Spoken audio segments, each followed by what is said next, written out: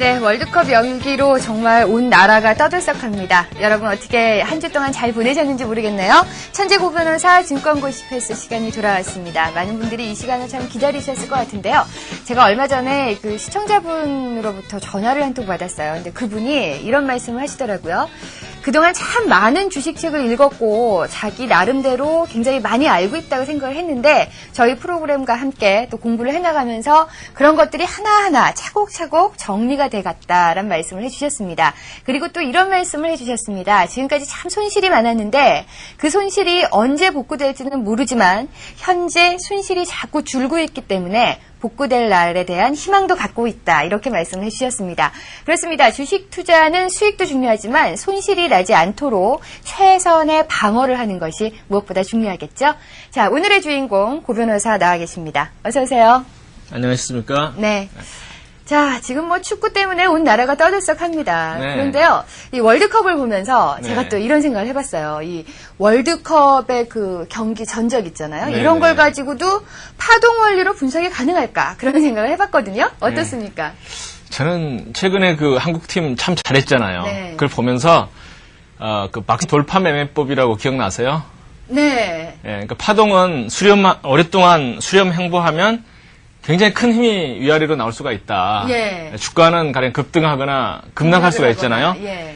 그래서 제가 요즘 보니까 예. 우리가 거의 수십 년간을 네. 바닥권에서 정말 누구 말대로 그 잔디형으로 수렴한 거 아니에요? 예.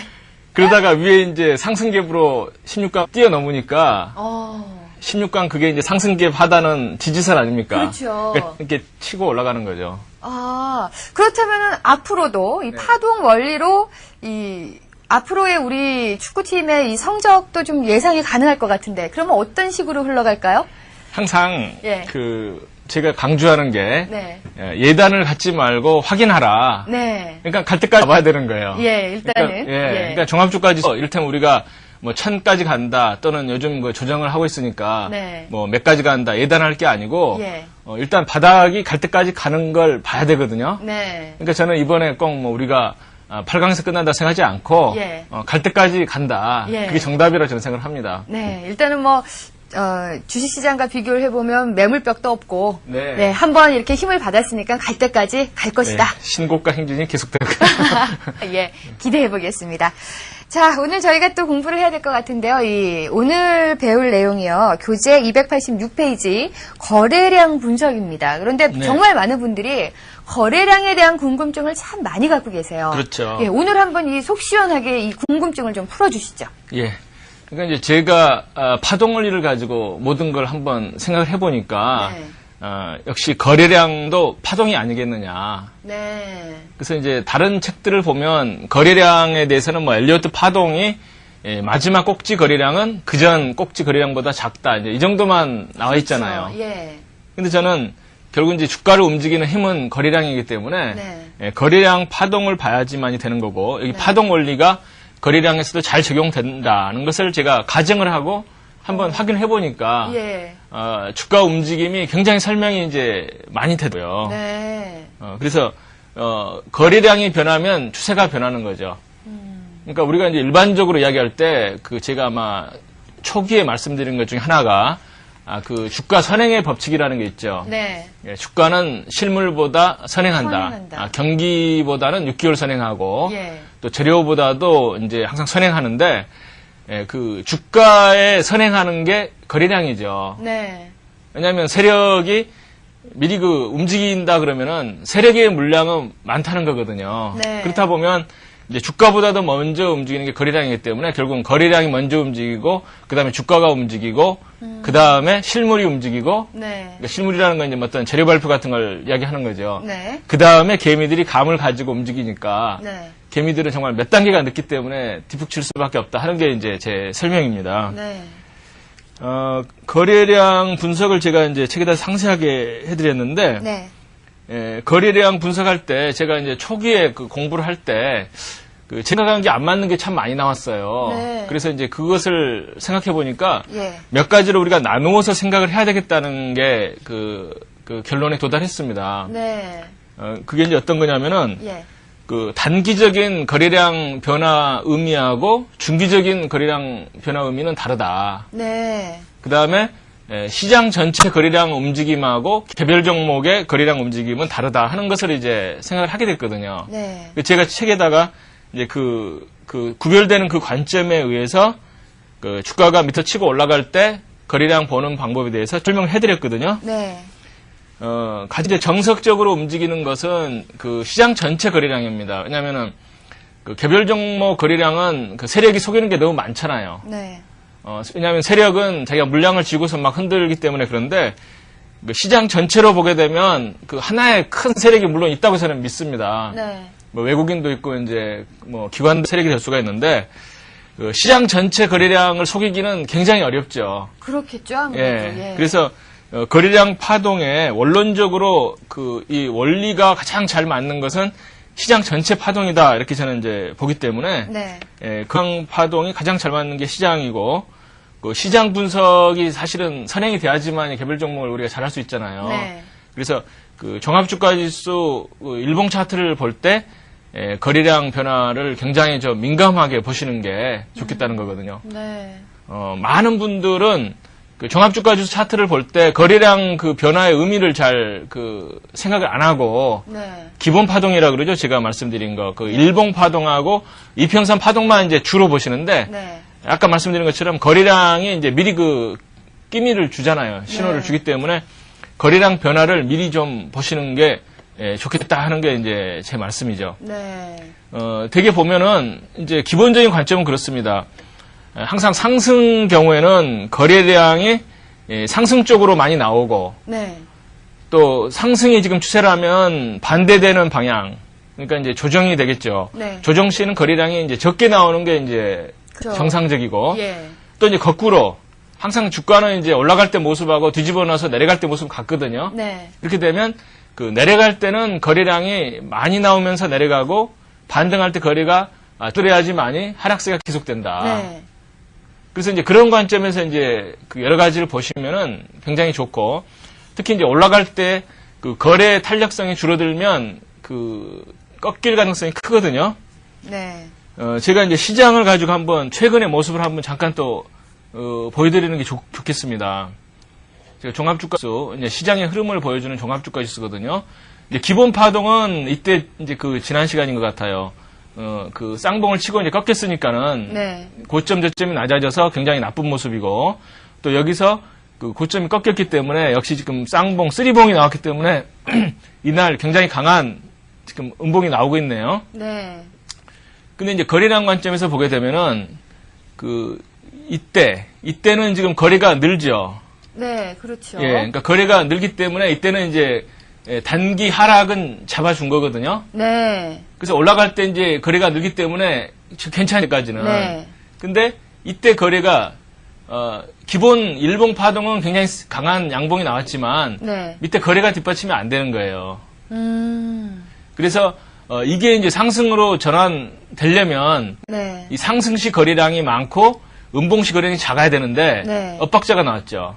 아, 그러네요. 예, 이때 양봉 때 거래량보다도 음봉을 2번 치면서 거래가 오히려 더 늘고 있거든요. 네. 그렇게 되면 이건 아직은 충분한 힘이 안 쌓였다는 거죠. 네. 그래서 이러고 나서 그 다음에 이제 폭락하잖아요. 그래서 항상 이 거래량이 약간 이상한 기미를 좀 줍니다. 네. 예, 그러니까 이때 보면은 그 11선 지지가 제가 중요하다는 말씀을 드렸죠. 예. 그래서 얼른 보면은 11선을 안 깼어요. 네. 그렇지만 밑에 거래량에서 벌써 이상한 움직임이 이틀간 분명히 사인을 줬잖아요. 네. 예, 이때 양봉보다도 음봉 때 거래량이 이틀간 더 크다. 점점 네. 늘어난다 하게 되면 이것은 아직은 갈 때가 안 됐구나 하는 걸 생각하셔야 되는 거거든요. 저기 그래프의 거래량에서요. 네. 진하게 파란색으로 나와 있는 선은 뭐를 나타내는 건가요? 네. 이제 많은 분들이 이제 거래량을 볼 때 그 어떤 그 막대기로 보시잖아요. 그렇죠. 그랬을 때 이제 보기 좋은 방법은 네. 거래가 전날보다 늘어나면 그 빨간색으로 그렇죠. 마치 예. 그 일봉도 그 상승하면 빨간색. 빨간색인 것처럼 예. 그리고 이제 거래가 줄어들면 그날은 이제 파란 색깔로 표시하면 음봉같이 네. 음막대기라고 해야 될까요? 예. 그렇게 하면 좀 보기가 더 좋습니다. 네. 근데 그 선이 나와 있었거든요. 네네. 이평선 같은 선이요. 예. 그거는 이평선. 예. 항상 모든 게 이제 제가 일봉이라든가 어떤 다른 걸 볼 때는 이평선을 5, 10, 20, 60, 120 네. 이게 이제 기본이죠. 예. 근데 거래량을 보실 때는 물론 이제 뭐 5, 10, 20을 보실 수도 있는데 네. 큰 흐름이 사실은 거래량이 이제 중요하기 때문에 네. 거래량 경우에 저 같으면 이제 5이평선하고 22평선을 이제 네. 주로 놓고 봅니다. 예. 아, 그러면 아까 그 거래량의 모습 보였을 때 진하게 파란 선으로 네. 이렇게 파동을 그리고 있는 선은 네. 거래량의 5이평선인가 보죠? 네, 그렇습니다. 그래서 거래량 5이평선도 그 거래량 아니 그 일봉의 그 5이평선과 같이 굉장히 중요하죠. 네. 근데 제가 이제 아까 이제 지금 거래량을 말씀하셔서 제가 이제 말씀을 드리면은 네. 거래량은 참 희한한 게요. 예. 그 거래량이 5이평선에 쌍봉이 나온다든가 네. 아까 같이 상승할 때 거래량보다도 하락할 때 거래량이 많으면 그 꺾이는 그건 좀 확률이 굉장히 높아요. 예. 특히 거래량 5이평선이 고점에서 나오게 되면 그게 꼭질 가능성이 이제 굉장히 크거든요. 네. 그 가능성 큰데 이상하게 바닥에서는 네. 그 거래량 5이평선이 쌍바닥이 났다고 해서 그 반드시 올라갈 확률은 생각보다 굉장히 낮아요. 예. 그러니까 거래량이 쌍바닥이 나면 파동 원리상 분명히 이제 그래도 그 그렇죠. 어떤 추세가 전환되는 신호가 돼야 되는데 우리가 보통 종합주가지수라든가 경목을 볼 때 단순히 그 거래량 5이평선 쌍바닥만 보고 이건 바닥을 뜬다 하기에는 조금 위험이 크다 이거죠. 네. 그래서 이제 왜 그럼 두 가지 모습이 다르게 나타나느냐. 예. 그러니까 이제 기본 파동에서는 5이평선 쌍봉 쌍바닥이 뭐 똑같이 적용이 됩니다. 위아래가. 네. 근데 이제 거래량 경우는 왜 그런가 했더니 어떤 그 세력 관점에서 이제 설명을 드렸을 것 같아요. 네. 세력은 팔 때는 위에서 그냥 막 빨리 처분하는 경향이 있어요. 네. 근데 그 밑에서 사서 올릴 때는 어떤 그 매집 기간이 좀 필요한 그런 측면이 있지 그렇죠. 않는가. 예. 그래서 옛날 같으면 이제 세력들이 그 몇 달간 작업을 하잖아요. 네. 그래서 그 과정에서 보면 거래량 5이평선이 쌍바닥이 한 번 나는 게 아니고 몇 달간 이제 그 매집한 그런 흔적을 이제 보여주는 게 많고 네. 단순히 거래량 5이평선만 가지고는 어렵다 이거죠. 예. 일단 거래량 5이평선의 쌍봉 같은 경우에는 예. 이제 정확도가 높고. 정확도가 높고 고점일 네. 가능성이 있지만 네. 쌍바닥의 경우에는 그게 저점이 돼서 추세가 돌려진다라고 보기는 조금 어렵다. 예, 확률상으로. 그렇습니다. 예. 그러니까 세력 관점이 이제 굉장히 중요한데요. 네. 아래 바닥 거래량은 물론 이제 거래가 아주 많이 늘어야지만이 그 추가 매물을 잡아주고 올라가기 때문에 네. 그 진정한 바닥이 가까우면 거래가 늘어나야 되는 것은 그건 당연한 거죠. 네. 그렇지만 이제 매집 기간이 있다고 이제 말씀을 드렸고 네. 그 고점 거래량은 왜 급하게 움직이냐 네. 하는 관점에서 이제 생각을 해보면은 그게 이제 공매도 때문이 아닌가 싶어요. 네. 제가 책에다가도 이제 그 공매도 이야기는 많이는 안 썼죠. 네. 책이 이제 뭐 거의 몇 저는- 권으로 내다 보니까 예. 사실은 한 10권 내야 되는데 예. 한 두세 권을 압축하다 보니까 이제 그 많은 부분이 좀 생략되는 부분이 있거든요. 네. 그러니까 개인들 같으면은 없는 주식을 팔기가 힘든데 네. 아직도 미국이나 우리나라에서는 그 고점이라고 만약 세력이 생각되면 네.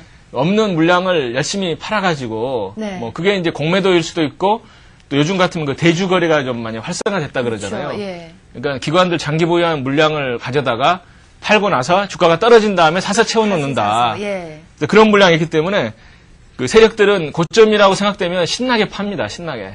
일단은. 예.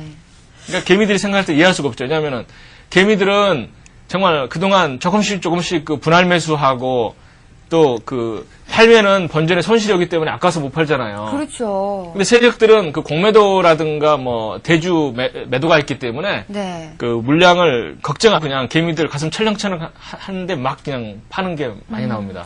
그래서 뭐 일반적으로 뭐 세력주라고 네. 불리는 종목들의 흐름을 보면 네. 뭐 상승할 때도 뭐 탁탁탁 올라가지만 하락할 때는 네. 진짜 참 무서 떨어지더라고요. 막 그쵸. 이만한 응봉이 며칠 나오면서 예. 참 무섭게 떨어진다 이런 생각을 많이 했거든요.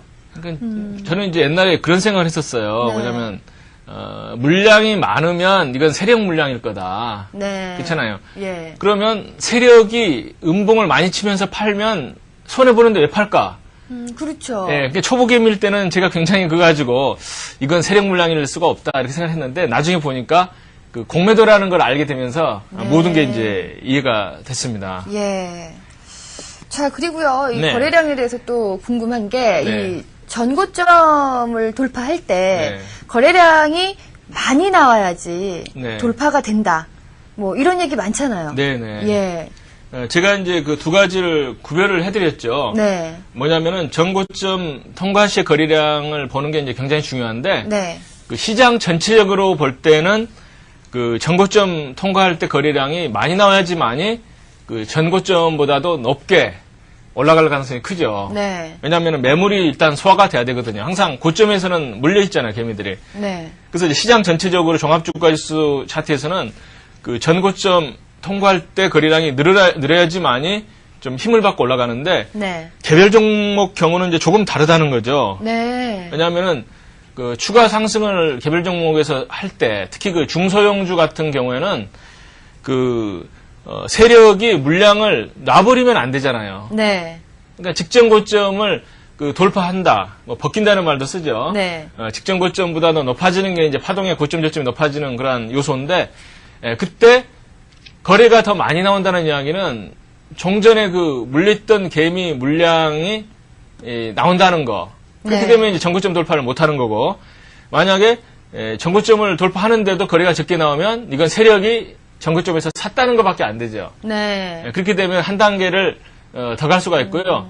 대개 이제 바닥에서 그 고점까지 한번 올라갔을 때 네. 그 상승 폭보다도 더 큰 폭이 나올 가능성이 크죠. 왜 그러냐면 네.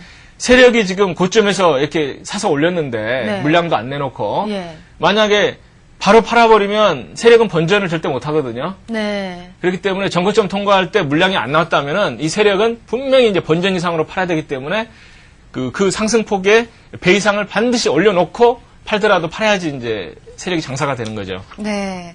그렇다면 다시 한번 정리를 해보면요. 네. 뭐 종합주가지수나 뭐 업종별 지수, 코스닥 지수 같은 경우는 네. 전고점 돌파 시에 거래량이 많아야지만 네. 그 매물들을 다 소화하고 한 번 더 상승할 가능성이 있는 거지만 네. 개별 종목 같은 경우는 전고점 돌파 시에 거래량이 오히려 적어야 된다. 네네. 예. 두 가지가 좀 다르다라 하는 거죠. 네. 제가 사실 책에다가 좀 몇 가지 사례를 좀 많이 드러났었는데요. 네. 뭐 피어리스라든가 이런 종목들은 역시 네. 장난을 너무 많이 치다가 예. 결국 상장 폐지됐죠. 그렇죠. 네, 예. 너무 뭐 주가 가지고 장난치는 종목치고 제대로 가는 종목이 결국은 없는 것 같아요. 네. 자, 네. 그러면 실제적으로 좀 예. 그래프를 보면서 네. 이제 공부를 해야지 또 이해가 좀 빨리 될 것 같아요. 예. 이게 지금 제가 보여드리고자 하는 게 네. 제 책에도 있는 그 고재, 예. 고재 일봉 차트입니다. 네. 굉장히 급등을 했던 종목이죠. 아우, 그렇죠. 네, 굉장히 급등을 했던 종목인데, 예. 이제 이때 보면은 그 파동이 굉장히 수렴을 하면서 옆으로 횡보를 하고 있죠. 네. 이때 이제 많은 분들은 뭐 어떤 세력이 작업한다는 것을 생각을 하셔도 좋습니다. 네. 근데 이제 중요한 건 뭐냐면 우리가 개미들이 생각할 때는 세력이 뭔가 이것을 매집하고 있으니까 위로 갈 거다고 이제 생각하기 쉽지만 네. 꼭 그렇지가 않다는 거거든요. 예. 왜냐하면은 말씀드린 것처럼 거꾸로 공매도를 치면 내갈 수도 있는 게 세력이기 때문에 네. 그래서 이제 포인트는 이 굉장히 몇 달간 박스권을 만들죠. 한 네. 3달 반 정도 됐나요? 근데 이제 이때 보면 거래가 형편없이 작죠. 네. 그러니까 한 몇 달간의 박스권을 돌파하고 특히 여기서 굉장히 거래가 많이 터지면서 그 뭔가 개미들이 물렸다 그러면 엄청 물렸을 때 네. 이때 이 박스권 상단을 굉장히 적은 거래량으로 가뿐하게 통과하면서 이때는 뭐 예. 거의 뭐 상한가 치는 분위기로 치고 올라가죠. 네. 그러니까 전고점을 통과할 때 적게 나오고 네. 오히려 여기서 세게 치면 이건 결국은 세력이 이 바닥에서 여기까지 그 중간 고점까지 상승폭을 네. 한 배, 뭐 몇 배를 올려야지 이 세력은 본전을 하는 거죠. 네. 그렇기 때문에 추가 상승이 나오더라. 예. 역시 쌍봉으로 무너지네요. 네, 네. 그러네요. 네. 예. 그러니까 이때 보면은 얼마나 뭐 좋은 기사가 신문에 나왔겠습니까? 네. 뭐 고지가 어떤가는 이제 뭐 검색을 해보시면 아시지만은 뭐가 굉장히 뭐가 좀 뭐 신사업이니 뭐가 좀 예. 그 호재들이 터지죠. 네. 그러고 나서는 보면 어때? 이건 뭐 상상할 수 없을 정도로 뭐 한가 치면서 빠지네요. 그러니까 그러네요. 이런 것들을 보면 사실 그 세력이 이건 보면은 이제 완전 세력 탈출이지 않습니까? 네. 뭐 한가를 뭐 거의 한 달간 친 거네요. 네. 이게 보면은 이제 세력이 거의 뭐 회사 망할 정도로 이제 그 물량을 정리를 했는데 이때 보면 사실 그 세력이 이걸 미리 아는 거예요. 네. 앞에 몇 달간 준비한 걸 보면은 이제 팔아먹으려고 띄운 거고 네. 이때 보면은 이제 세력 탈출인데 그러니까 이런 모습을 보면 이건 분명히 세력이 장난을 치고 네. 특히 그 회사 관계자들하고 관련해서 치는 게 틀림이 없는데도 그런 거 별로 금감원에서 안 잡고 있다는 게 문제가 되는 거죠. 네. 자, 고세 같은 경우는 정고점을 돌파했을 때 거래량이 적어졌던 그 가뿐하게 모습. 넘죠. 예, 굉장히 가뿐하게 그러네요, 넘죠. 정말. 예. 예. 그렇다면 그 반대의 경우 있잖아요. 네. 예. 예, 마치 그 올라갈 것처럼 보이는데 네. 그 밑으로 빠져버린 네. 그런 대표적인 사례로 제가 예. 국도화 그 차트를 한번 제가 올려놓은 게 있습니다. 네. 지금 제가 이제 보여드리고자 하는 게 국도화의 이제 일봉 차트가 되겠죠. 네. 상당 기간 이제 폭락을 한 다음에 이때 뭐 5일선 쌍바닥 한 번 이렇게 주고 또 두 번 주고 뭐 굉장히 잘 갈 것처럼 보입니다. 네. 근데 이제 문제가 뭐냐면은 뭐 이때까지도 괜찮아. 이때 아마 상한가 치면서 이제 사람들 많이 이용을 했을 텐데 네. 그 다음에 이제 제대로 뜨지를 못하죠. 예. 그러면 이때는 이제 굉장히 중요합니다. 이때는 한 단계 올라가면 굉장히 강한 모습이 나오겠죠. 그렇죠. 박스권을 뭐 적은 물량으로 가뿐하게 통과하면 뭐 아까 고지에 보여드린 것처럼 한 이 정도는 갔겠죠. 네. 근데 이제 여기서 이제 중요한 게 뭐냐면 이 윗근 달린 이날 네. 물량이 굉장히 터졌다는 게 문제가 되죠. 예. 이날을 보시면 네. 그러니까 이게 진정하게 위로 가려고 하면은 이때 거래가 굉장히 적게 나오면서 그 다음날 음봉을 한번 줬어야 되거든요. 네. 근데 이날은 결국은 세력이 다 팔아먹는 날이라는 거죠. 네. 그래서 이날 음봉을 줬지, 이날 아침에 위로 못 뜨고 밑으로 밀리는 모습을 보셨다면은 네. 이 전날 이건 세력이 물량을 턴 거라는 걸 생각을 하셨어야 되는 거거든요. 네. 그러니까 그 다음에 뭐 한 달 이상 또 빠지네요. 그러네요. 예, 정말로 그 개별 종목 같은 경우는 네. 정고점을 돌파할 때 오히려 거래량이 적어야지 네. 더 크게 상승을 하고 네, 네. 거래량이 많았을 경우는 오히려 하락하는 그런 네. 모습을 보이네요. 예, 그렇습니다. 그러니까 개별 종목 같은 경우에 이제 정고점에서 거래가 적게 나왔다고 해서 이게 뭐 끝없이 간다고 절대 생각해서는 안 되시고요. 네. 저 같으면 그렇게 이제 제 2권에도 조금 이제 언급을 했는데 개별 종목 같으면 그 호재가 발표가 되면 고점 임박 사인으로 생각하셔도 좋고요. 네. 특히 그 정고점 통과할 때 매물이 적었다고 했을 때 분명히 세력은 들고 있죠. 네. 팔아먹는 그 마케팅이 호재 발표일 가능성이 크기 때문에 네. 예, 이렇게 따라가시다가도 호재가 발표가 되면 저 같으면은 물량을 반을 차라리 정리하시는 게 그게 정석이 아닌가. 오히려 네. 고맙죠. 알려주니까. 그렇죠. 예. 예.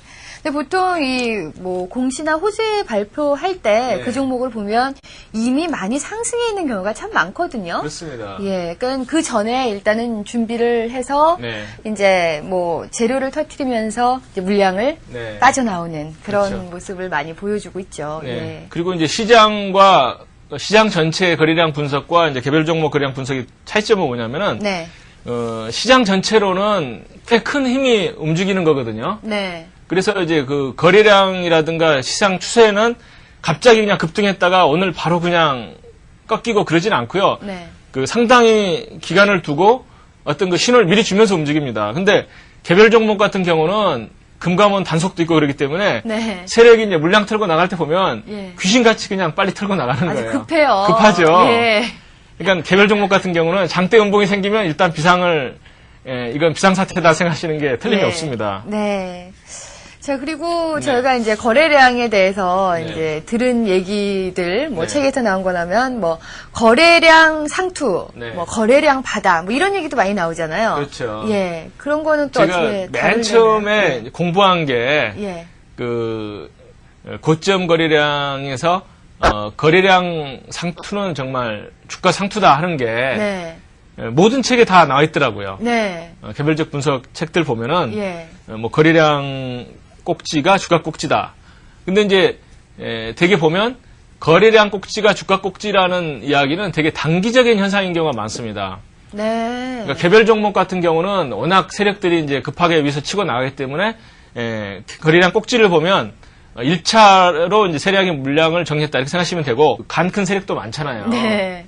아까 제가 이제 직전 고점을 통과할 때 그 물량이 적어야지만이 또 간다 이렇게 말씀을 드렸는데 네. 세력이 이제 정말 단단히 마음을 먹으면 직전 고점을 통과할 때 거래량을 직전 그 고점보다 조금 더 주면서 네. 그 다음에 한 서너 배 폭으로 더 올리는 수도 있죠. 네. 그 진짜 이제 세력이 정말 작심을 하고 예. 달려든 경우죠. 예. 지금 아까 뭐 종합주가지수 같은 경우는 네. 거래량 그 꼭지에서 네. 5일 이동 평균선을 보신다 그랬거든요. 네네. 그때의 5일 이동 평균선의 모습은 어떤 식으로 나타나는 경우가 많나요? 쌍봉이 역시 네. 제일 많이 나오는 것 같습니다. 쌍봉이. 예. 그러니까 거래량이 좀 그 약해지면 네. 그 이상 신호가 있다는 거거든요. 어떤 관점에서 보시면 되냐면은 그 5일평선 관점도 중요하고요. 네. 그 다음은 그 이 막대기 파동도 굉장히 중요합니다. 네. 바닥에서 이제 이렇게 올라갔잖아요. 예, 그리고 예. 줄어들었는데 그 다음에 이거보다도 줄어들었잖아요. 네. 그러면 이 막대기 파동상으로는 쌍봉이 또 1차 난 거거든요. 그렇죠. 근데 이런 관점들을 보면은 네. 그 상당히 확률이 이건 제가 뭐 80%는 말씀 못 드리고 네. 한 60% 이상 네. 그런 그 감을 잡으실 수가 있죠. 네. 그러니까 그 막대기 파동이 이 줄어드는 현상. 그러니까 네. 이 막대기보다 꼭지에서 막대기가 줄어들죠. 네. 그런 게 참 많이 나타납니다. 예. 예. 자, 일단은 저희가 지금 거래량만 이제 얘기를 하고 있으니까 또 네. 많은 시청자분들이 거래량을 더 어떤 종목을 매수하거나 매도하려고 하실 거예요. 네. 하지만 이제 중요한 거는 제가 계속 말씀드리지만 저희가 거래량을 알려드리면 거래량과 함께 그 전에 공부한 스토캐스틱 또 봉파동 뭐 네. 일반적인 이동평균선 파동 이런 것을 종합적으로 분석을 해야 한다는 것을 예, 꼭 예. 잊지 마셔야 될 것 같아요. 아, 그렇습니다. 예. 그러니까 기본 파동이 어디까지나 우선이고요. 네. 그러니까 일봉 파동, 일봉 차트를 보시는 분들은 일봉 파동과 이평선 파동이 기본이고, 네. 뭐 거래량이라든가 스토캐스틱에서 그 꼭지 또는 바닥 네. 그런 그 예감을 예. 하실 수가 있는 거죠. 네. 자, 이렇게 계속해서 순간에 달려왔습니다. 298페이지, 297페이지까지 저희가 네. 설명을 해드렸죠? 네. 예. 298페이지도 결국 이제 이건 종합주가지수 주로 말씀을 드리는 건데, 네. 직전 상승 파동과 거래량을 비교해라. 네. 그것은 이제 그 말씀드린 것처럼 거래량 파동이 쌍봉이라든가 그 막대동이 쌍봉이 나오면 그 꺾일 가능성이 상당히 크다. 이걸 네. 이제 생각하시는 네. 그런 이제 일반 이론이고요. 예. 사실 뭐 책을 보시면 제가 참 세세한 이야기를 정말 많이 써놓은 것 같아요. 예. 읽어보시면 될 것 같고, 네. 그 다음에 거래량 이동평균선 그 의미도 5일평선과 22평선을 넣고 보시면은 좀 재밌는 것을 보실 수가 있다. 네. 말씀을 드리고, 네. 여기는 제가 이제 뭐라고 써놨냐면은 그 선물 매매하시는 분들도 아마 계실 텐데, 네. 선물 같으면은 급하게 움직이기 때문에 3일 이동평균선 봐도 그 어떤 그 파동의 모습이 이제 재밌게 나온다. 이런 것을 이제 말씀을 드리고 싶습니다. 네. 근데 이제 재밌는 현상은 뭐냐면은, 그 시장 전체 흐름을 보실 때 종합주가지수 일봉 차트에서 거래량은 굉장히 좀 그 의미가 크죠. 그렇죠. 예, 의미가 크고 또 선물지수에 선물지수도 있습니다. 지수도 이제 선물지수, 뭐 종합주가지수 이렇게 뭐 있잖아요. 네. 근데 선물지수의 일봉 차트에서 나오는 거래량은 큰 의미가 없어요. 저는 네. 그렇게 보거든요. 아무래도 뭐 매수 있고 그 예. 다음날 뭐 매수 청산하고 이런 거래량 또 매도 있고 매도 청산하고 뭐 예. 이런 거래량이 막 뒤섞이기 때문에 예. 조금은 이 종합주가지수의 거래량과는 좀 다를 것 예. 같아요. 예. 근데 이제 재밌는 현상은 뭐냐면은 그 분봉을 보실 때는 거꾸로예요. 네. 분봉을 보실 때는 네. 그 종합주가지수 그 5분봉 차트에서 나오는 거래량은 네. 별 의미가 없습니다. 예.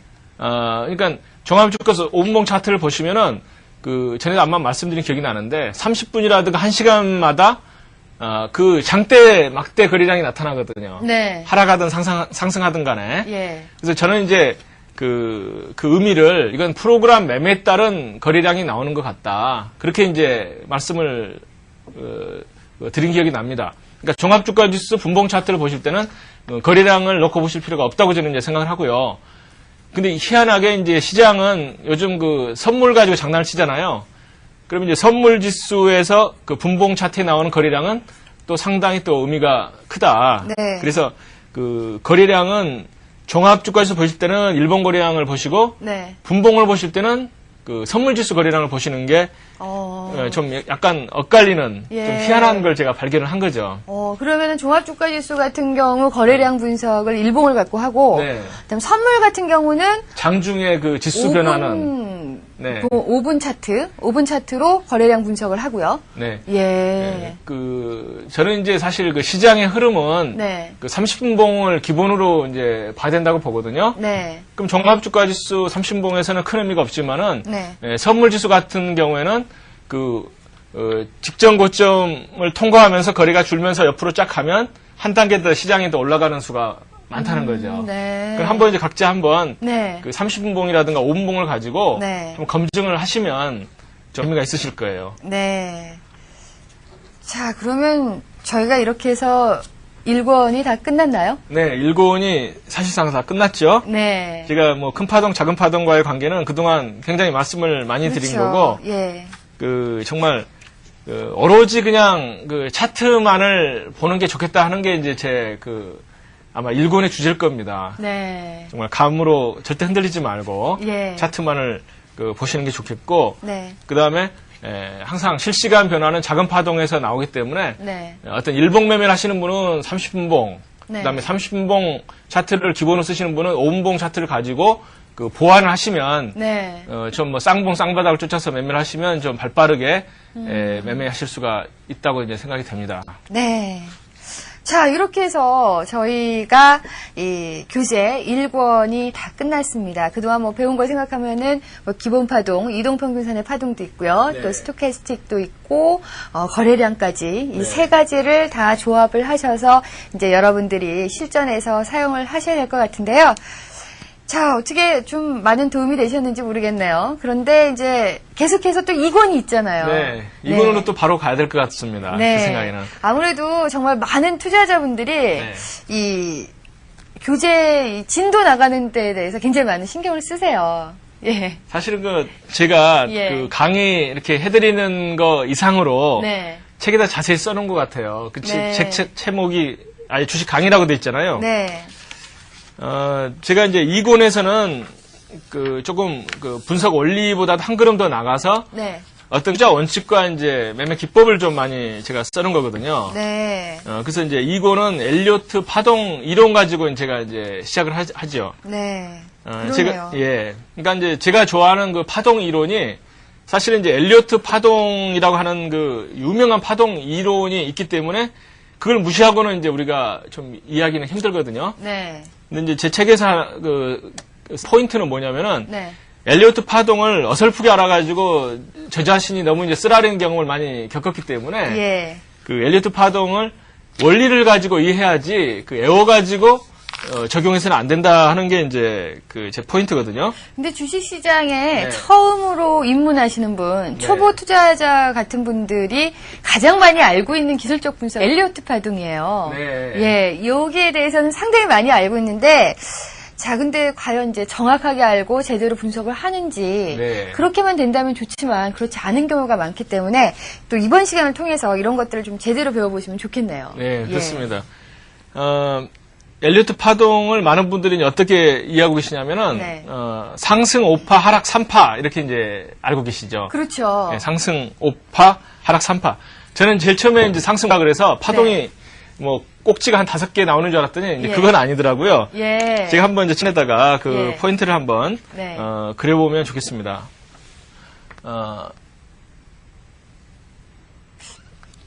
정말로 이 상승 5파 하면은 이 고점이 한 5개 정도 나오는 네. 거 이렇게 많이 생각을 하시죠.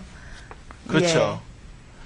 제가 이제 칠판에 이제 그린 게 네. 상승 5파, 하락 3파죠. 네. 그러니까 1, 2 이런 식으로 생각하는 거죠. 3, 4, 4, 예. 5.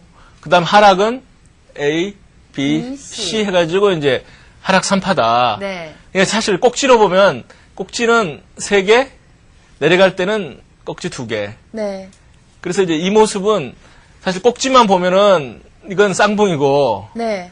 바닥만 보면 이때는 세모라 그럴까요? 오, 쌍바닥이네요. 네, 쌍바닥. 예. 그러니까 사실은 이제 그 기본 원리는 쌍바닥하고 쌍봉에서 꺾인다고 하는 게 이제 사실은 엘리어트 파동이랑 마찬가지거든요. 예. 근데 이제 엘리어트가 그 어떤 파동 이론 가지고 이제 한 게 아니고 그분은 그 미국 주식시장의 과거 데이터를 가지고 검증을 하셨다 그러죠. 네. 검증을 했더니 뭐 올라갈 때 보면은 그 0.382. 그러니까 올라갈 때는 대체로 한 3분의 1 정도에서 그 밑으로 조정을 받더라. 네.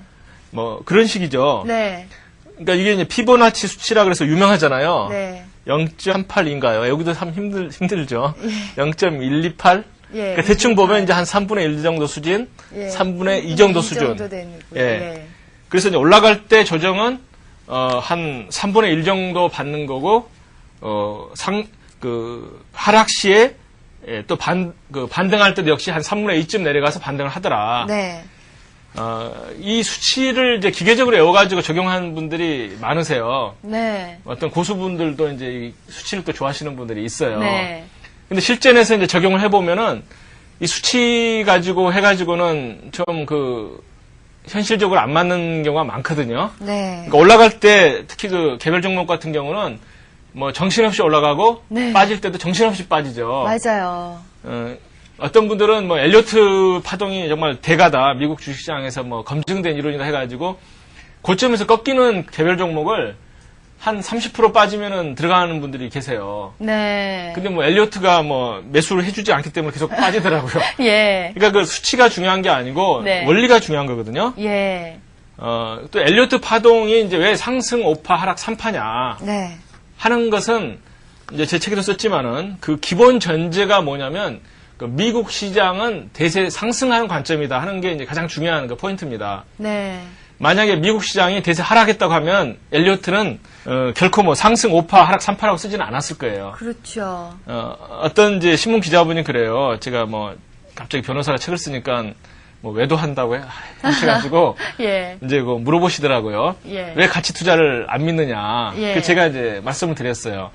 우리나라에서 가치 투자하고 미국 가치 투자는 다르다. 네. 그러니까 미국 가치 투자는 그 성공 가능성이 크다. 그 이유는 뭐냐면 2000년 초에 이제 미국 시장이 꺾였잖아요. 네. 근데 꺾이기 전까지 10년간 이상을 상승했던 게 미국 주식시장이에요. 네. 그러니까 미국 사람들이 그 우리나라에 본격적으로 들어온 게 이제 96년도거든요. 네. 그때가 이제 선물 시장이 개방이 됐기 때문에 예. 미국 사람들이 볼 때는 그 위험 해지 수단이 생긴 거예요. 네. 그러니까 한 방향으로만 가면 외국 사람들은 그 불안해서 못 들어오거든요. 네. 그러니까 96년도에 제가 알기로 선물 시장이 개방이 되고 그다음에 97년도에 옵션 그 오픈이 됐거든요. 네. 그러니까 그때부터 이제 미국 사람들이 들어왔는데 그 사람들이 들어오고 나서 우리 주식시장은 어떻게 됐냐면은 5년간 내리 빠진 거예요.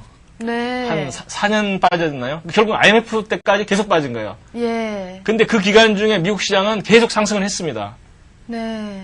그래서 이제 제가 볼 때는 미국 같으면 가치 투자가 맞죠. 왜 그러냐면 하나 주식을 샀는데 10년간 올라갔다고 하는 이야기는 엄청난 그 대박이잖아요. 그렇죠. 근데 우리나라 같으면 하나 사가지고 95년도, 6년도 외국 사람들이 들어온다 해서 샀던 분들은 그 다음에 쪽박을 찼습니다. 네. 한 4, 5년 하락했으면. 네, IMF까지 맞고 그냥. 그렇죠. 뭐, 운이 좋으면은 그 상장 폐지를 면하고. 네. 운이 나쁜 분들은 정말 그 회사가 다 문 닫고 없어져 버렸잖아요. 네. 그래서 우리나라랑 미국이랑은 이제 전제가 틀리고 그 엘리어트 파동에서 상승 5파라고 하는 이야기는 미국 시장은 상승세가 그동안 과거 경험이었기 때문에 네. 결국은 상승 5파, 하락 3파. 그러니까 상승을 더 많이 하고 좀 덜 빠진다고 하는 관점이 가능하죠. 네. 근데 그냥 그런 관점으로 우리가 뭐 2000년도라든가 또 IMF 직전에 그래프가 망가졌잖아요. 예, 그렇죠. 근데 그때 뭐 30% 빠지면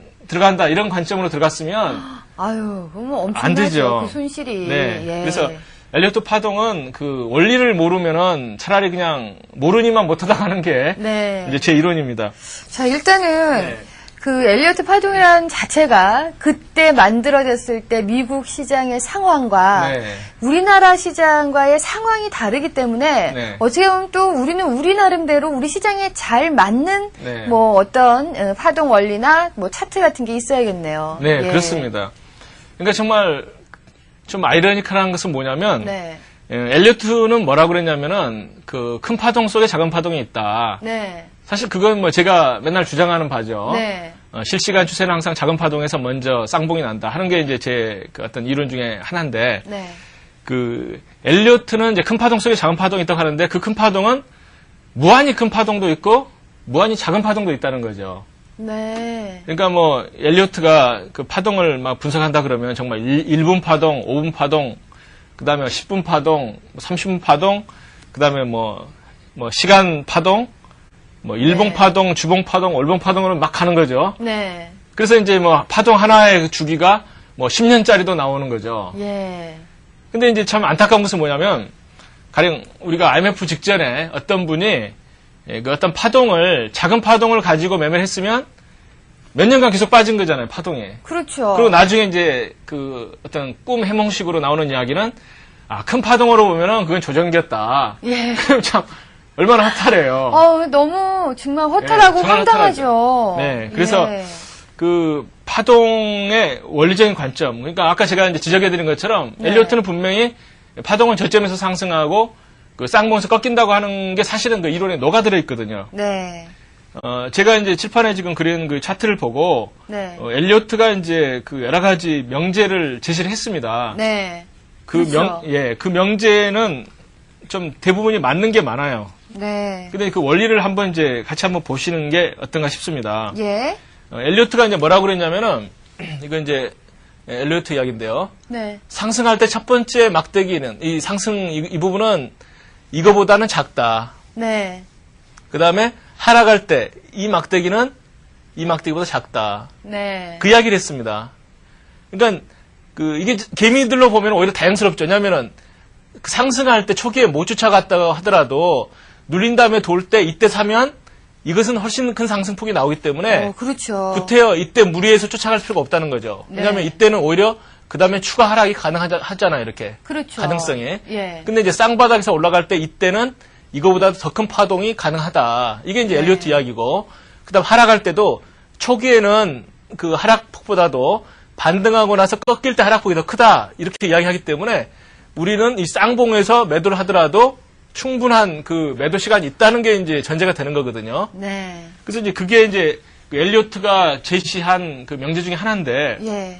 그 원리를 제가 이제 책에다 쓴 거죠. 음. 왜 그 주가는 저렇게 움직일까? 네. 어떤 뭐 엘리어트가 신이라서 움직인 것도 아니고 그 어떤 개미들이 약속을 해서 움직인 것도 아니거든요. 네. 그러니까 심리적으로 보게 되면 항상 그 상승 초기에는 사람들이 이제 확신을 못 가지고 못 쫓아가죠. 그렇죠. 그러다가 쌍바닥이 높아서 올라가는 걸 보게 되면 그러니까 추격 매수세가 엄청나게 들어온다는 거죠. 네. 그러니까 이제 파동 원리를 아시는 분들 같으면 그때 이제 따라잡으니까 그 초기에 따라잡는 분들은 좀 그 발빠른 그 파동을 아시는 이제 개미분들이고 네. 막판 꼭지에서 이제 물리시는 분들은 좀 그 올라가는 걸 보고 감으로 이제 쫓아가는 분들이고. 네. 근데 여하간에 그 상승 그 첫 번째 올라가는 것보다도 두 번째 올라갈 때 추격 매수들이 많이 들어오기 때문에 당연히 그 상승폭이 강하다. 그 다음에 이제 내려갈 때도 초기에는 그 하락에 확신이 없기 때문에 그 많은 분들이 이제 물량을 안 던지죠. 네. 근데 쌍봉을 치고 꺾이는 모습을 보게 되면 다들 겁이 나고 뭐 세력이라든가 또는 이제 파동 아시는 분들은 그때 이제 물량을 집중적으로 던지기 때문에 두 번째 하락은 클 수밖에 없다. 네. 근데 그게 결국은 이제 파동으로 보면 쌍바닥 쌍봉 때 이제 강하다 이렇게 이제 되는 거고 심리적으로는 그 개미들의 추격 매수세가 들어오는 게 항상 두 번째, 그러니까 네. 뒷북을 치는 두 번째더라 하는 것 때문에 미국 시장에서조차도 엘리어트가 검증해 보니까 그렇다 하는 거거든요. 네. 지금 말씀하신 내용들은 지금 현재 그 주식 강의 2권의 20페이지에 네, 나와 그렇습니다. 있는 얘기들이죠. 엘리어트 파동 이론의 예. 포인트를 한번 검증을 해보는 거거든요. 네. 그리고 이제 엘리어트가 또 뭐라 그랬냐면은요, 이걸 보고 말씀을 드리면은, 네. 이 상승에서, 이 저점은 이 저점보다 높다고 그랬습니다. 쌍바닥이네. 쌍바닥이다. 예. 근데 이것은 이제 결과와 원인이 이제 뒤바뀌었다고 생각이 되는 거예요. 네. 뭐냐면은, 이 쌍바닥이 됐기 때문에 올라갔다. 이렇게 이제 우리는 오히려 봐야 되거든요. 쌍바닥이 그렇죠. 됐기 때문에 상승세 확인했다고 봐야 되는 거지. 네. 그 항상 이런 차트 모양대로 항상 쌍바닥이 나온다고 볼 수는 없는 거죠. 그렇죠. 예, 그래서 엘리어트는 저점이 높아야 된다고 했는데 그건 결국은 원인과 결과가 바뀐 거나 마찬가지다. 네. 이렇게 이제 말씀을 드리고. 예. 그 다음에 엘리어트가 이제 이야기한 것 중에 한 가지가 거래량 포인트가 이제 굉장히 중요한 포인트죠. 네. 거래량 포인트 정말 엘리어트가 정말 미국 차트에서 이제 검증을 한 건데, 거래량이 이제 일봉 밑에 이제 표시됐다고 봤을 때, 이 꼭지보다 이 꼭지가 분명히 높지만, 네. 거래량 파동으로 보면, 거래량 파동이 가령 5일선도 좋습니다. 예. 보면은 이 파동은 거래량이 더금 파동이 나온다. 네. 하는 게 이제 엘리어트의 이론이거든요. 저희가 아까 공부한 이 거래량 네. 쌍봉 모습이네요. 예, 그렇습니다. 예. 그러니까 이건 이제 미국 시장에 다 증이 된 거죠. 네. 그래서 이것도 역시 원인과 결과를 우리가 분명히 아셔야 되는 거거든요. 네. 그러니까 나중에 보니까 뭐 이렇다 이런 관점이 아니고 여기서 거래량이 줄어드는 걸 보면 이 모습에서 이게 마지막 꼭지일 가능성이 굉장히 크다 네. 하는 것을 이제 생각을 하셔야 되는 거거든요. 예. 그러니까 결국은 저것도 이제 거래량 변화가 주가 변화에 선행한다. 주가 변화 에너지는 거래량이라고 하는 말하고 결국은 같은 거죠. 네. 그게 이제 다 검증된 그런 이론이고요. 네. 그리고 이제 또 재밌는 게 뭐냐면은 상승 5파 하락 3파라고만 기계적으로 외운 분들이 있는데 네. 엘리어트조차도 파동의 원리를 적용을 한 거죠.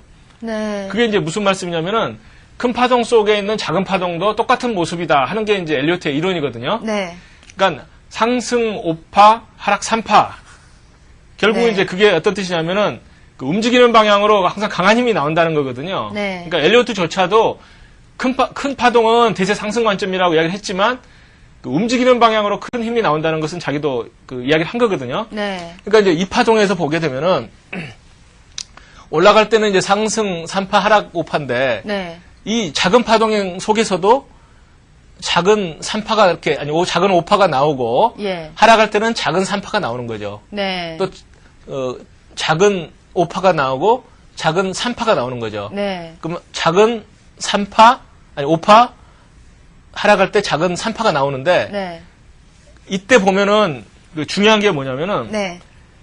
추세가 전환될 때는 내려갈 때 강한 힘이 나오잖아요. 네. 그러니까 이것은 이제 만약에 습관성으로 그렇게 말씀하신 분 같으면은 분명히 올라갈 때는 작은 상승 5파, 작은 하락 3파, 작은 상승 3파 여기까지는 맞죠. 네. 근데 추세가 바뀔 때는 어떤 모습이 나와야 되냐면은 작은 3파가 나오는 게 아니고 작은 5파가 나와야지 맞아요. 네. 이해가 하락이 되세요? 강해야 되니까. 그렇습니다. 네. 그러니까 엘리어트조차도 네. 이때 하락 작은 하락 5파, 네. 작은 상승 3파, 네. 작은 하락 5파를 이야기한 거거든요. 예. 그러니까 이게 하락 5파, 이게 하락 3파, 반등 3파라는 것을 예.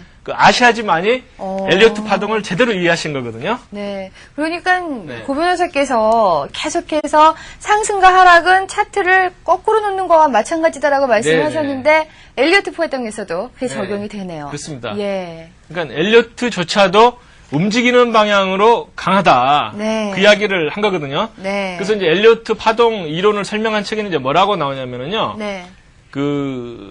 움직이는 방향으로 파동은 강하고 반대 방향은 약하다. 네. 그러니까 가령 파동도 상승 5파는 상승세를 전적으로 이제 전제를 한 거잖아요. 네.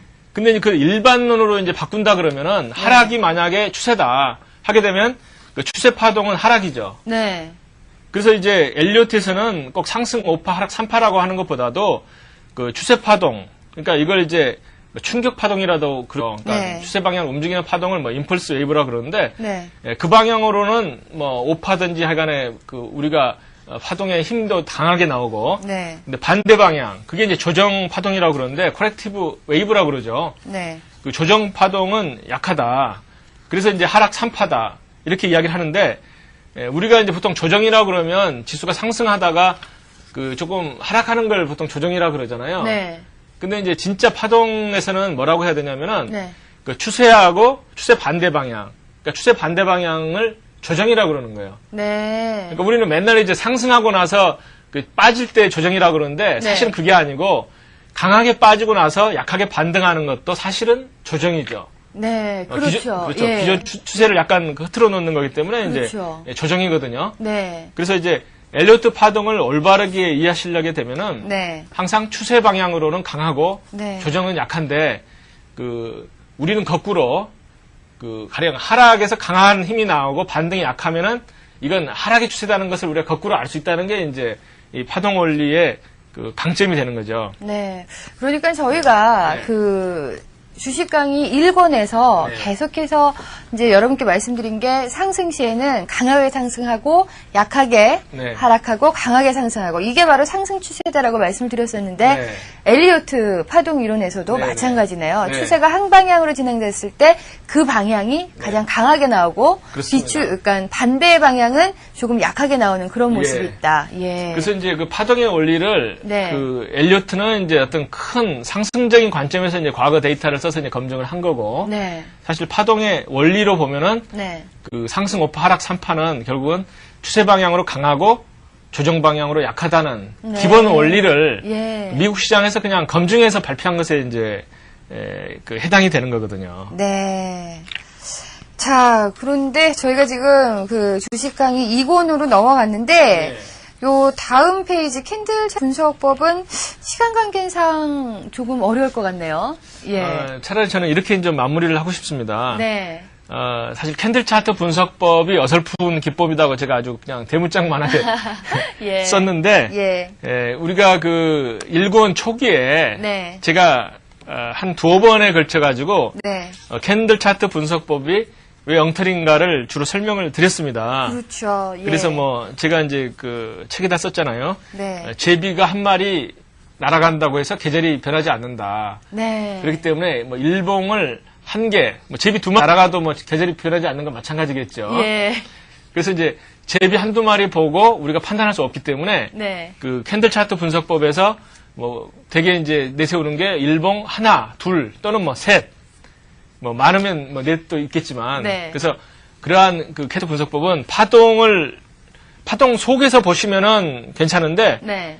파동을 보지 않고 무조건 음봉 개수, 양봉 개수, 아래끈, 윗끈 이렇게만 해가지고는 안 된다는 것을 제가 이제 몇 번 말씀드렸거든요. 네. 그래서 대부분 말씀을 드렸기 때문에 네. 한번 그걸 보시고요. 네. 제가 다음 시간에는 네. 흑산병이라 그래서 36쪽부터 네. 좀 하는 게 어떤가 싶습니다. 네. 자, 그러면 오늘 2권 35페이지까지 했고요. 다음 시간은 36페이지 적산병, 흑산병 참 많이 들어보셨을 것 같은데 여기에 대해서 또 배워보도록 하겠습니다. 시간이 조금 남죠? 네, 시간이요? 예. 한 1, 2분 남는 것 같은데. 그쵸. 예. 어떤 비법을 공개해 주시려고요? 아니, 그건 아니고요. 예. 최근에 예. 휴맥스에 대해서 또 논의가 많기 때문에 네, 휴맥스를 맞아요. 잠깐 제가 언급을 좀 해드리려고. 아, 좋죠. 예, 그러니까 파동 관점에서 제가 이제 말씀 한번 드릴게요. 네. 제가 이제 보여드리는 차트가 휴맥스 일봉 차트거든요. 네. 휴맥스는 정말 작년 가을 대세 상승할 때 네. 외국인도 참 많이 사고 왜 이렇게 좋다는 실적 기사가 많이 나왔는지 모르겠어요. 그렇죠. 엄청 나왔잖아요. 예. 그게 이제 3월달 또 4월 초에 걸쳐가지고 이제 꼭지를 치고 네. 빠졌는데 굉장히 실적이 그동안 좋다고 소문이 무성했는데 최근에 또 갑자기 나쁜 이야기도 조금 나오잖아요. 네. 그래서 이제 제가 이제 휴맥스 일봉 차트는 이제 각자 한번 띄워보시는 걸로 하시고 예. 휴맥스 봉 차트를 보시게 되면은 네. 제가 이제 가장 나쁘다고 하는 무너지는 N자. 네. 그러니까 어떤 반등의 기미도 없이 고점도 못 만들고 밀리면서 무너지는 N자가 4월 중순에 나온 거거든요. 네. 그래서 제가 이제 휴맥스 요즘 이야기도 나오고 차트를 보면서 참 파동의 강약을 제가 한 8가지 패턴을 보여드렸었잖아요. 네. 그 중에서 가장 나쁜 무너지는 N자가 4월 달에 나온 다음에 주가는 전혀 힘을 못 쓰고 네. 최근에 하한가도 몇 번 나오고 예. 그래서 제가 역시 차트는 무섭다. 네. 그러니까 우리가 어떤 재료에 사로잡혀가지고 차트 분석할 때 감을 가지시면 안 되는 거고 네. 정말 냉정하게 예. 분석 원리에서 해야 된다는 것을 휴맥스로부터 어떤 큰 교훈을 얻을 수 있을 겁니다. 네. 자, 이렇게 또 마지막으로 우리 시청자분들을 위해서 휴맥스 지금 참 그 코스닥 시장에서 또 하나의 화제가 되고 있는데요. 휴맥스 일봉 차트 여러분들 직접 한번 보시면서 지금 말씀해 주신 거 이렇게 잘 보시면은 훨씬 더 이렇구나 하고 이해를 하실 것 같습니다. 자, 오늘 좋은 강의 해주셨죠? 고승덕 변호사 감사합니다. 네, 이렇게 해서 또 저희가 공부를 했습니다. 월드컵 국가대표들 선수들 보면 참 잘한다.